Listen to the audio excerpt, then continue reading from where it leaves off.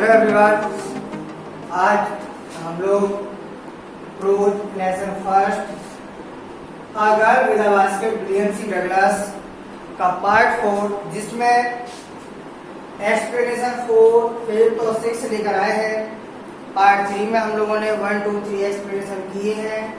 Part 2 में भी हम लोगों ने बहुत कुछ किया है। तो आप प्रोज का फर्स्ट चैप्टर पढ़ने के लिए हर वीडियो को 1 बाय 1 देखिएगा, जिससे आप लोग बिल्कुल टच में रहेंगे, कोई भी चीज आपके दिमाग से स्किप नहीं होगी। मैंने आपको 3 एक्सप्लेनेशंस करके दिखाए हैं और ये एक्सप्लेनेशंस आपको खुद से करने हैं। देखते हैं कैसे करने हैं। सबसे पहले आपको एक पैरा दिया हुआ है, इसमें बताया क्या गया ये मैं बता देता हूँ। The platforms were packed with the people, जो प्लेटफॉर्म थे वर पैक्ड, जो भरे हुए थे विद द पीपल, सिख, मुस्लिम, हिंदू, उसमें सिख भी थे, मुस्लिम भी थे, हिंदू भी थे, सोल्जर, सिपाही भी थे, मर्चेंट, व्यापारी, प्रीस्ट, पुजारी, पोर्टर, हाथ से बने हुए बर्तन बेचने वाले, बेगर्स, भिखारी, हॉकर, फेरी लगाने वाले, ये सब लोग प्लेटफॉर्म पर थे। ऑलमोस्ट यानी अधिकतर लोग, एवरीवन वाज बेयरफुट, अधिकतर लगभग लोग बेयरफुट यानी नंगे पैर थे, उनके पैरों में कुछ जूते चप्पल नहीं थे। एड्रेस और उनका जो पहनावा था इन लूज गारमेंट और ढीले ढाले कपड़े पहने हुए थे। आई वुड आस्क, तब मैंने पूछने की कोशिश की, एटलीस्ट मुख्यतः 3 लोगों से, 3 peoples before I could find, इसके पहले मैंने पाया 1 पर्सन की, एक व्यक्ति हु स्पोक इंग्लिश, एक व्यक्ति मुझे ऐसा मिला जो इंग्लिश जानता था 3 लोगों में से। अगला दिया हुआ कि इसका कॉन्टेक्ट क्या लिखोगे, यहाँ पर बताया गया आपको कि स्टेशन पर कितने प्रकार के व्यक्ति थे या स्टेशन किस प्रकार से पैक था। Next, this kind of 9 dressed in rags and on the edge of starvation, this kind of 9 साल की वो बच्ची ड्रेस पहने हुए थी, उनका पहनावा था इन रैक्स, फटे कपड़े, एंड ऑन द एज यानी सिरा, किनारा, सिरे पर थी ऑफ स्टारवेशन मतलब भूखमरी।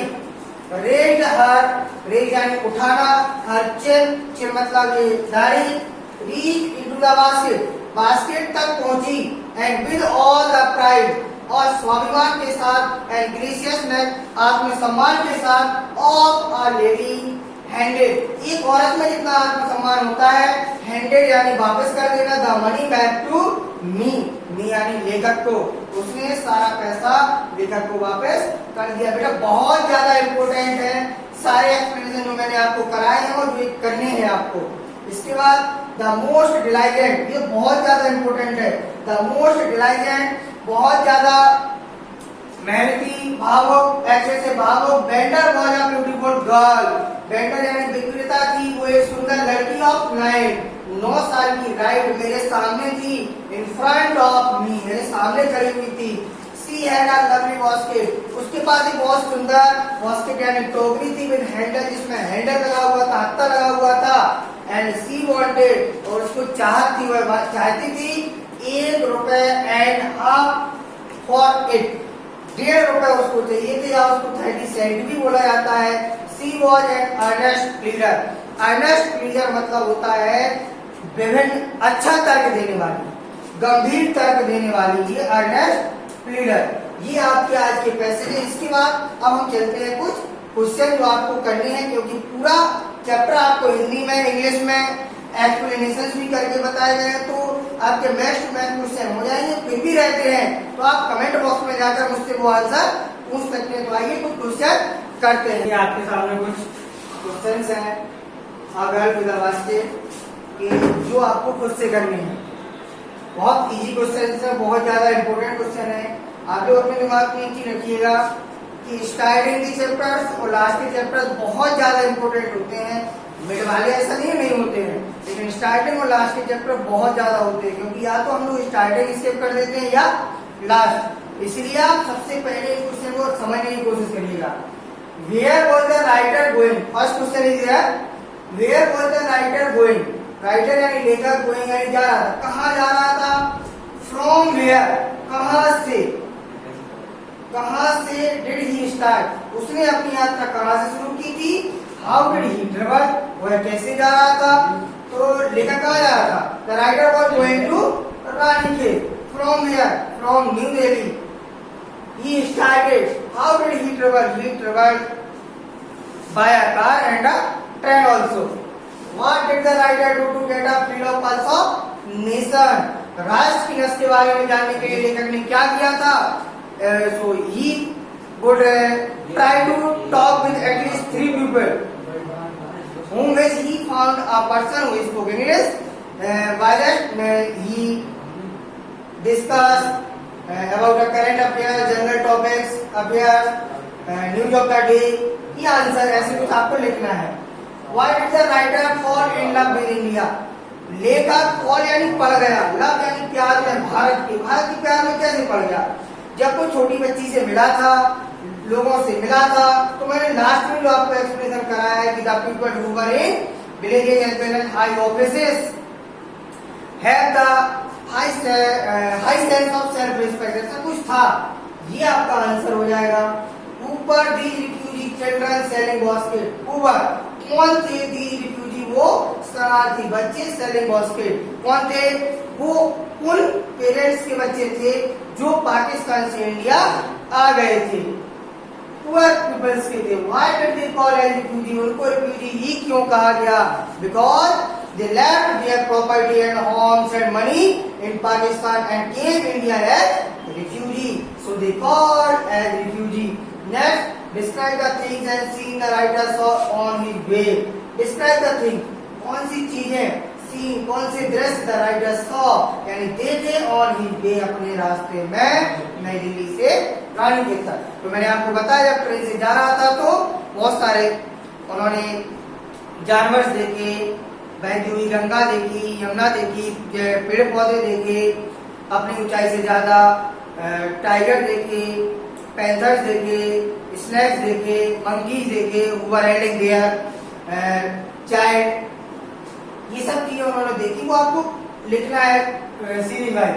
What impression did the writer carry about the Indian refugee, क्या प्रभाव, ये लगभग इस तरीके का है, क्या प्रभाव, मतलब he was highly impressed with the Indians and attached with the people of India.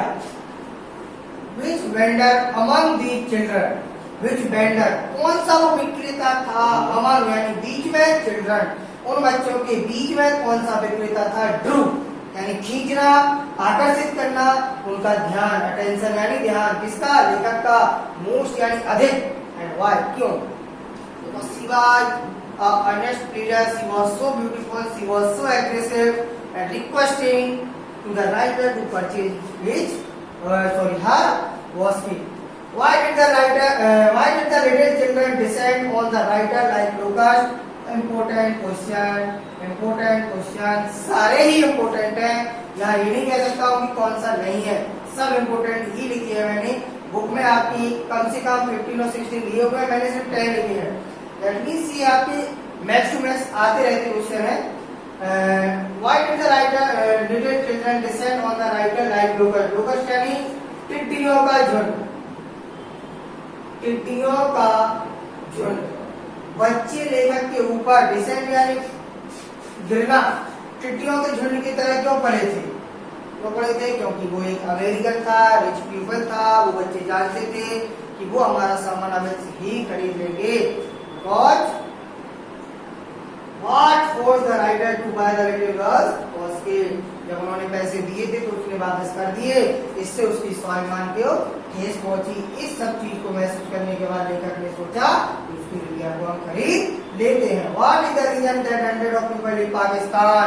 What is the reason? क्या कारण था जिसकी वजह से सैकड़ों लोग लीव यानी छोड़ गए थे पाकिस्तान और इंडिया, पाकिस्तान से Bharat, because there was a partition between India and Pakistan, so they have to compel to leave Pakistan and for India. That is for today. These are the answer you have to write on the notebook. Thank you very much. ये आज आपका chapter and होता है। तो आप लोग ये सारे क्वेश्चन अपनी नोटबुक में लिख लीजिए। फिर भी अगर आपको किसी क्वेश्चन का आंसर नहीं आता है तो आप मेरे इस नंबर पर व्हाट्सएप या यूट्यूब के माध्यम से आप मुझे कमेंट कर सकते हैं। बच्चों, आप तक हर आंसर, हर क्वेरी आपकी सॉल्व की जाएगी ताकि आप बोर्ड में अच्छे मार्क्स पा सकें। Thank you again.